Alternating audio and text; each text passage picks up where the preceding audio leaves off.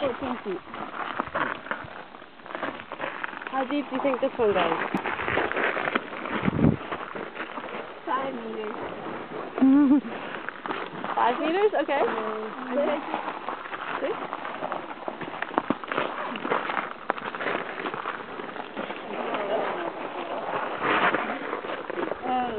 Not more.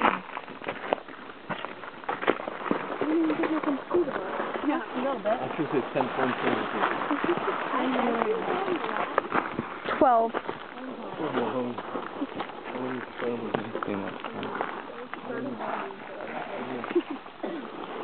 Don't worry, it's good. Okay, so we have 9 and 10. There's 9 and 10. Any other guesses before I drop it? 12? Anyone else?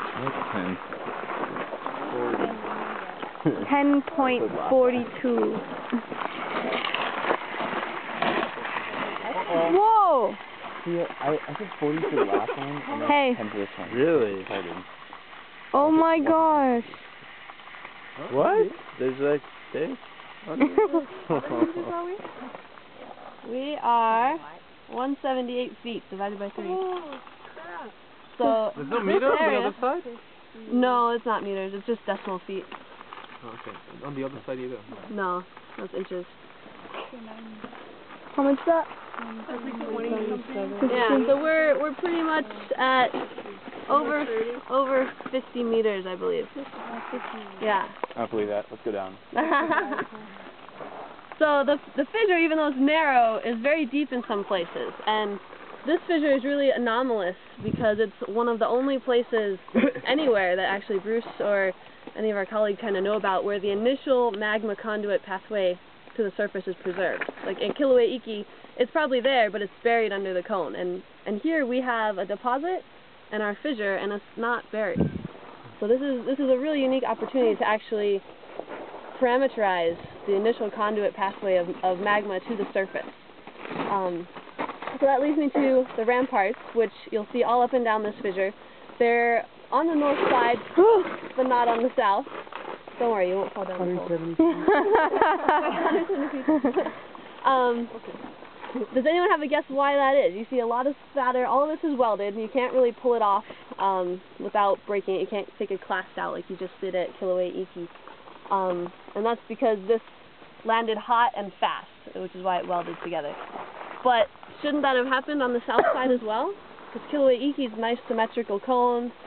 What's going on here? Any guesses? Wind. Wind definitely helps. Wind started. You guys hold that.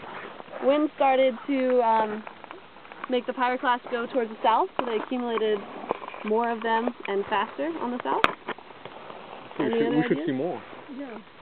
Yeah. If you accumulate spatter too fast, what happens?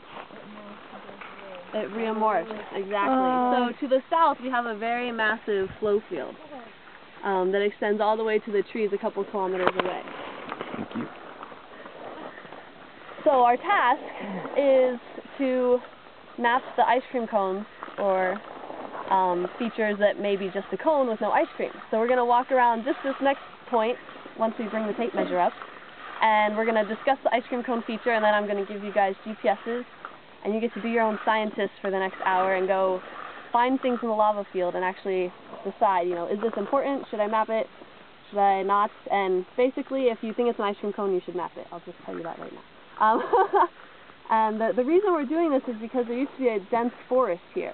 So the trees you see all around used to be like that right where we're standing as well. And the fissure burned all the forest down.